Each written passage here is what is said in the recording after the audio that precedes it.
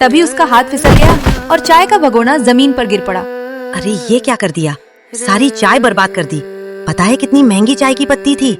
एक काम भी तुमसे ठीक से नहीं होता। लगता है तुम्हारे मायके में किसी ने सामान की कीमत सिखाई ही नहीं। उत्तर प्रदेश के एक छोटे से गांव रामपुरा में काजल नाम की एक सीधी सादी लड़की की शादी गांव के सबसे संपन्न परिवार में हुई थी। काजल के माता पिता मेहनत मजदूरी करके किसी तरह घर चलाते थे। शादी के बाद काजल ने सोचा था कि अब उसे एक नया परिवार मिलेगा, लेकिन उसे नहीं पता था कि उसके गरीब मायके का ताना उसकी जिंदगी का सबसे बड़ा दुख बन जाएगा। काजल किचन में चाय बना ही रही होती है, तभी उसकी सास फूलन देवी वहाँ आ जाती है और उसे डांटने लगती है। काजल, अभी तक चाय नहीं बनी? सुबह से क्या कर रही हो? घर का एक छोटा सा काम भी समय पर नहीं होता तुमसे। जब देखो तब बहाने। लगता है तुम्हारे मायके में किसी ने काम करना सिखाया ही नहीं। हमारे घर के नियम हैं, यहाँ हर काम समय पर होता है। याद रखना, ये तुम्हारा मायका नहीं है। माँ जी, बस अभी चाय छान रही हूँ, 2 मिनट में लेकर आती हूँ। आगे से ऐसी गलती नहीं होगी। काजल घबराकर जल्दी जल्दी चाय छानने लगी। तभी उसका हाथ फिसल गया और चाय का भगोना जमीन पर गिर पड़ा। अरे ये क्या कर दिया, सारी चाय बर्बाद कर दी। पता है कितनी महंगी चाय की पत्ती थी। एक काम भी तुमसे ठीक से नहीं होता। लगता है तुम्हारे मायके में किसी ने सामान की कीमत सिखाई ही नहीं। ऐसे ही नुकसान करती रही ना तो इस घर का क्या होगा? माँ जी, मुझसे सच में गलती हो गई। मेरा ऐसा कोई इरादा नहीं था। आप जो सजा देंगी मैं सह लूंगी, लेकिन कृपया मेरे माँ बाप को बार बार मत कोसिए। उन्होंने अपनी हैसियत से बढ़कर मुझे संस्कार दिए हैं। अगर मुझसे भूल हुई है तो उसकी सजा मुझे दीजिए, उन्हें नहीं। गलती? ये पहली बार नहीं है काजल। तुम्हारे मायके वालों ने कभी महंगी चीजें देखी होती तो उनकी कीमत भी समझ आती। गरीब घर की लड़की से आखिर उम्मीद भी क्या करे। आज चाय गिराई है, कल पता नहीं इस घर का क्या क्या नुकसान करोगी। याद रखना, इस घर में छोटी सी गलती भी बहुत महंगी पड़ती है। काजल चुपचाप आंसू पोंछते हुए फर्श साफ करने लगी। उसे नहीं पता था कि यह अपमान तो उसके संघर्ष की बस शुरुआत थी। तभी उधर दरवाजे पर फूलन देवी की बेटी रानी आ जाती है और बाहर से अपनी माँ को आवाज लगाने लगती है। माँ, ओ माँ, कहाँ हो आप? देखो मैं आ गई। अरे मेरी बेटी रानी, आजा बेटा, कब से तेरा इंतजार कर रही थी। कैसी हो माँ? आपकी बहुत याद आ रही थी, इसलिए सोचा आज आपसे मिल ही लूं। मैं बिल्कुल ठीक हूँ बेटी। तू बता, तेरे ससुराल में सब कैसे हैं? सब बहुत अच्छे हैं माँ। और देखो, मेरी सासू माँ ने आपके लिए ये तोहफा भेजा है। पिछले हफ्ते हम लोग कश्मीर घूमने गए थे, वहीं से उन्होंने आपके लिए ये शॉल खरीदी है। अरे वाह बेटा, तेरी सास तो सच में बहुत अच्छी है, हमेशा मेरा ख्याल रखती है। हाँ माँ, उन्होंने कहा था कि ये शॉल आपको जरूर पसंद आएगी। अरे काजल, कहाँ हो? जल्दी इधर आओ। देखो, रानी आई है। पहले पानी लेकर आओ, फिर चाय और कुछ नाश्ता भी तैयार करो। जी माँ जी, अभी पानी और चाय लेकर आती हूँ। काजल चुपचाप रसोई की ओर चली गई, लेकिन उसे जरा भी अंदाजा नहीं था कि रानी के आते ही उसके गरीब मायके को लेकर एक बार फिर तानों का सिलसिला शुरू होने वाला था। काजल जल्दी जल्दी रसोई में गई और ट्रे में पानी, चाय और बिस्किट सजाकर बाहर ले आई। उसने चुपचाप ट्रे रानी के सामने रख दी। माँ, बस बिस्किट? मेरे आने पर इतना ही इंतजाम किया है? लगता है भाभी अपने मायके का ही तरीका यहाँ भी लेकर आई हैं। अरे बेटी, गरीब घर की लड़की है, इसे क्या पता मेहमानों की खातिरदारी कैसे की जाती है। सही कह रही हो माँ। जहाँ खुद के घर में कभी मिठाई नहीं आती हो, वहाँ मेहमानों का स्वागत करना कौन सिखाएगा? दीदी, आप नाराज मत होइए, ऐसा बिल्कुल नहीं है। आपके आने की खबर अचानक मिली, इसलिए अभी पूरी तैयारी नहीं हो पाई। घर में जब मेहमान आने की पहले से जानकारी होती है, तब व्यवस्था अलग से की जाती है। आप बस 2 मिनट रुकिए, मैं अभी आपके लिए गर्मा गर्म नाश्ता बनाकर लाती हूँ। आपको शिकायत का कोई मौका नहीं मिलेगा। रुक, पहले बाजार जाकर गर्मा गर्म समोसे और जलेबी लेकर आ, मेरी बेटी को ये सूखे बिस्किट नहीं खिलाए जाएंगे। और सुन, अगर रास्ते में कोई पूछे कि किस घर की बहू हो, तो मेरा या इस घर का नाम मत लेना। चुपचाप सामान लेकर सीधे घर लौटाना। कहीं खड़ी होकर बातें मत करने लगना, समझी? अब खड़ी खड़ी मेरा मुंह क्या देख रही है? जल्दी जा। जी माँ जी, अभी लेकर आती हूँ। काजल चुपचाप पैसे लेकर बाजार की ओर चल पड़ी। रास्ते भर उसके कानों में फूलन देवी के ताने गूंजते रहे। इन्हीं बातों को सोचते सोचते वह समोसे और जलेबी की दुकान पर पहुंच गई। तभी अचानक आसमान में काले बादल छा गए और देखते ही देखते तेज बारिश शुरू हो गई। काजल वही दुकान की छत के नीचे खड़ी होकर बारिश रुकने का इंतजार करने लगी। हाँ बहन, बताइए क्या दूं? भैया, आधा किलो गरम समोसे और आधा किलो ताजी जलेबी दे दीजिए। अभी देता हूँ बहन, 5 मिनट रुक जाइए, गरम गरम निकाल रहा हूँ। तभी अचानक तेज बारिश शुरू हो गई। देखते ही देखते पूरा बाजार भीग गया। काजल दुकान की छत के नीचे खड़ी होकर बारिश रुकने का इंतजार करने लगी। बहन, बारिश तो बहुत तेज हो गई है, लगता है अभी जल्दी रुकने वाली नहीं है।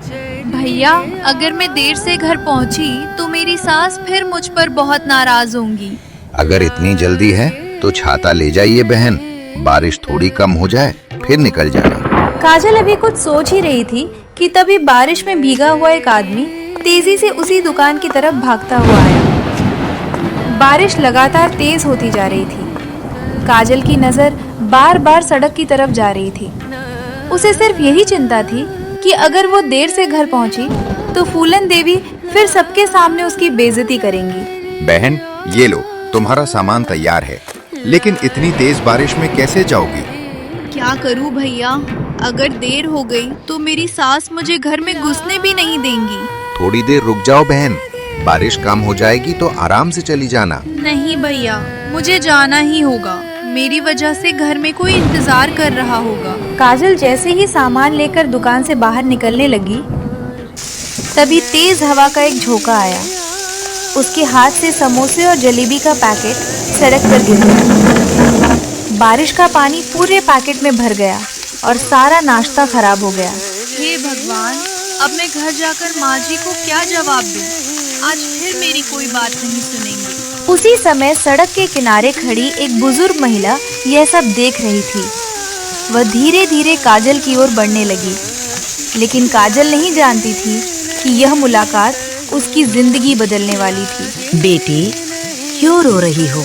क्या हुआ? कुछ नहीं अम्मा, बस किस्मत ही खराब है। बड़ी मुश्किल से घर के लिए समोसे और जलेबी लेने आई थी, लेकिन बारिश में सब खराब हो गया। इतनी सी बात पर कोई इतना नहीं रोता। सच सच बता, तेरे मन में कौन सा दर्द छिपा है? अम्मा, अगर मैं खाली हाथ घर गई तो मेरी सास फिर सबके सामने मेरी बेइज्जती करेंगी। हर छोटी सी बात पर मेरी गरीब मायके का ताना देती हैं। बेटी, गरीब होना कोई पाप नहीं होता, लेकिन किसी गरीब का अपमान करना सबसे बड़ा पाप होता है। अम्मा, मैं तो बस इतना चाहती हूँ कि एक दिन मेरी सास मुझे भी अपनी बेटी की तरह अपनाए। रो मत बेटी, ये लो, ये पैसे रखो और दुकान से फिर से गरम समोसे और जलेबी ले लो। नहीं अम्मा, मैं आपके पैसे नहीं ले सकती। इसे मदद मत समझो, एक माँ का आशीर्वाद समझकर रख लो। काजल ने कांपते हाथों से पैसे तो ले लिए, लेकिन उसे बिल्कुल भी अंदाजा नहीं था कि सामने खड़ी ये साधारण सी बुजुर्ग महिला उसकी जिंदगी का सबसे बड़ा सच जानती थी। अम्मा, आपने आज मेरा साथ दिया है। भगवान आपको हमेशा खुश रखे। बेटी, दूसरों की मदद करने से कभी कोई गरीब नहीं होता। जा, देर मत कर। काजल ने दोबारा समोसे और जलेबी खरीदी, पैसे दिए और जल्दी जल्दी घर की को चल पड़ी। बारिश भी अब थोड़ी कम हो चुकी थी, लेकिन उधर घर में फूलन देवी का गुस्सा 7वें आसमान पर था। जैसे जैसे समय बीत रहा था, उनका पारा और चढ़ता जा रहा था। इतनी देर हो गई, आखिर ये बहू गई कहाँ? समोसे लेने भेजा था या पूरा बाजार खरीदने? माँ, मुझे तो लगता है भाभी रास्ते में अपने मायके वालों से मिलने चली गई होंगी। गरीबी लोगों को मौका मिल जाए तो अपने घर पहुँचने में देर थोड़ी लगती है। आ जाने दो उसे, इतनी देर का हिसाब लेकर रहूंगी। उसी समय काजल घर के दरवाजे पर पहुंची। उसके कपड़े बारिश से पूरी तरह भीग चुके थे। हाथ में समोसे और जलेबी का पैकेट था, लेकिन उसे नहीं पता था कि दरवाजा खुलते ही उस पर एक नया इल्जाम लगने वाला है। काजल जैसे ही घर के अंदर पहुंची, फूलन देवी गुस्से से उसकी तरफ बढ़ी। उनके चेहरे पर साफ दिखाई दे रहा था कि अब घर में फिर एक नया तूफान आने वाला है। बहू, इतनी देर कहाँ लगा दी? समोसे और जलेबी लेने गई थी या पूरा बाजार घूमने? मेरी बेटी कब से भूखी बैठी है। माँ जी, रास्ते में अचानक बहुत तेज बारिश शुरू हो गई थी, इसलिए। चुप, हर बार नया बहाना बना लेती हो। अपनी गलती कभी मानती ही नहीं। माँ, मैंने पहले ही कहा था ना, भाभी को जिम्मेदारी की कोई परवाह नहीं है। गरीब घर की आदतें इतनी जल्दी थोड़ी बदलती हैं। दीदी, मैं सच कह रही हूँ, बारिश की वजह से। बस, अब एक शब्द भी मत बोलना। पहले पैकेट खोलकर दिखा, क्या लेकर आई हो। काजल ने कांपते हाथों से समोसे और जलेबी का पैकेट फूलन देवी के सामने रख दिया। लेकिन जैसे ही फूलन देवी ने पैकेट खोला, उनका चेहरा गुस्से से लाल हो गया। ये क्या? समोसे तो ठंडे हो गए हैं और जलेबी भी नरम पड़ गई।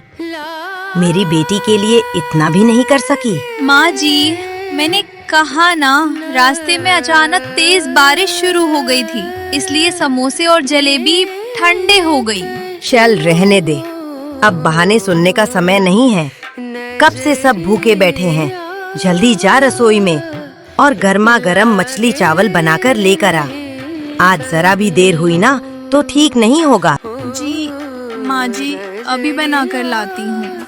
काजल बिना कुछ बोले चुपचाप रसोई में चली गई। उसके मन में अभी भी रास्ते की बातें चल रही थी, लेकिन उसने अपने आंसू पोंछे और जल्दी जल्दी खाना बनाने में लग गई।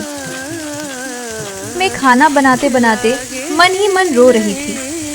उसकी आंखों से आंसू लगातार गिर रहे थे। वो सोच रही थी, माँ, आपने मेरी शादी आखिर किस घर में कर दी? यहाँ सुबह से रात तक सिर्फ काम ही काम है। हर छोटी सी गलती पर मेरे गरीब मायके का अपमान किया जाता है। मेरे माँ पापा ने किसी का क्या बिगाड़ा है जो हर बात पर उन्हें ताने सुनने पड़ते हैं? काश एक बार कोई मेरे दिल का दर्द भी समझ पाता। माँ, जरा ध्यान रखना, कहीं भाभी आज खाने में भी कोई गड़बड़ ना कर दें। अरे बेटी, गरीब घर की लड़कियों से और उम्मीद भी क्या की जाए। अब देखते हैं आज खाना कैसा बनाती है। तभी घर का बेटा राजीव बाहर से घर आ जाता है। घर में मेहमानों को देखकर वो सीधे अपनी माँ के पास चला जाता है। माँ, घर पर सब ठीक ठाक है ना? हाँ बेटा, सब ठीक है। माँ, काजल दिखाई नहीं दे रही है, कहाँ है वो? रसोई में है, सब मेहमानों के लिए खाना बना रही है। माँ, बेटा और रानी आपस में बातें ही कर रहे थे कि तभी काजल रसोई से गर्मा गर्म मछली, चावल और बाकी खाना लेकर बाहर आ गई। उसने चुपचाप सभी मेहमानों, रानी और राजीव को खाना परोस दिया। थोड़ी ही देर में सब लोग मिलकर खाना खाने लगे। अरे काजल, आज तुमने बहुत मेहनत की है। अब रात का खाना बनाने की जरूरत नहीं है। जो बचा हुआ खाना है वही रख देना, सब लोग वही खा लेंगे। तुम भी जाकर थोड़ा आराम कर लो। फूलन देवी के मुंह से पहली बार अपने लिए ऐसे शब्द सुनकर काजल हैरान रह गई। वो मन ही मन सोचने लगी कि आज माँ जी अचानक इतना प्यार से क्यों बात कर रही हैं? आखिर उनके मन में क्या चल रहा है? काजल, क्या सोच रही हो? चलो अब कमरे में चलते हैं। काजल चुपचाप राजीव के साथ कमरे में चली गई। थोड़ी ही देर बाद पूरे घर की लाइटें बंद हो गईं और सभी अपने अपने कमरों में सो गए। लेकिन उस रात होने वाली एक घटना से काजल की जिंदगी बदलने वाली थी। क्या हुआ? रात बहुत हो गई है, आओ अब सो जाते हैं। तुम इतना परेशान लग रही हो, अगर कोई बात है तो मुझसे छिपाओ मत। मैं तुम्हारा पति हूँ, खुलकर बताओ। जी, आपने शादी करके मुझे इस घर में लाया, लेकिन उसके बाद आप ज्यादातर बाहर काम में रहते हैं। आपके जाते ही माँ जी और दीदी हर छोटी छोटी बात पर मुझे ताने देती है। कभी बाजार भेज देती है, कभी बेवजह डांटती हैं। हर बार मेरे गरीब मायके का मजाक उड़ाया जाता है। मैं सब कुछ चुपचाप सहती रही, क्योंकि मैं नहीं चाहती थी कि घर में झगड़ा हो। लेकिन अब मुझसे ये सब सहा नहीं जा रहा। मुझे डर लगने लगा है कि कहीं एक दिन ये लोग मुझे इस घर से निकाल ही ना दे। अगली सुबह होते ही राजीव ने मन में ठान लिया कि आज वह अपनी पत्नी के साथ हो रहे अन्याय का सच अपनी माँ से जरूर पूछेगा। माँ, मेरे जाने के बाद काजल के साथ ऐसा व्यवहार क्यों किया जाता है? हर छोटी छोटी बात पर उसे बाजार क्यों भेजा जाता है? हर बात पर उसके गरीब मायके का ताना क्यों दिया जाता है? अगर बाहर से सामान मंगवाना ही था तो दीदी भी जा सकती थी। हर बार मेरी पत्नी को ही क्यों भेजा जाता है? अरे बेटा, ऐसा कुछ भी नहीं है। बहू ने तुझसे बढ़ा चढ़ाकर बातें कह दी हैं। मैं तो उसे अपनी बेटी की तरह रखती हूँ। कभी कभी उसका ही मन होता है, इसलिए खुद ही बाहर चली जाती है। नहीं जी, मैं झूठ नहीं बोल रही हूँ। जो कुछ भी मैंने कहा सब सच है। मैं इतने दिनों से सिर्फ इस घर की शांति के लिए चुप थी। बस माँ, अब और नहीं। अगर आपको अपनी बेटी ही सबसे ज्यादा प्यारी है और मेरी पत्नी की कोई इज्जत नहीं, तो एक काम कीजिए, आप दीदी के घर चली जाइए। जब आपको उसी की हर बात सही लगती है तो उसी के साथ रहिए। लेकिन आज के बाद मेरी पत्नी का अपमान इस घर में नहीं होगा। अगर फिर कभी काजल या उसके मायके का अपमान हुआ तो समझ लीजिए आज के बाद मेरा और आपका रिश्ता भी खत्म हो जाएगा।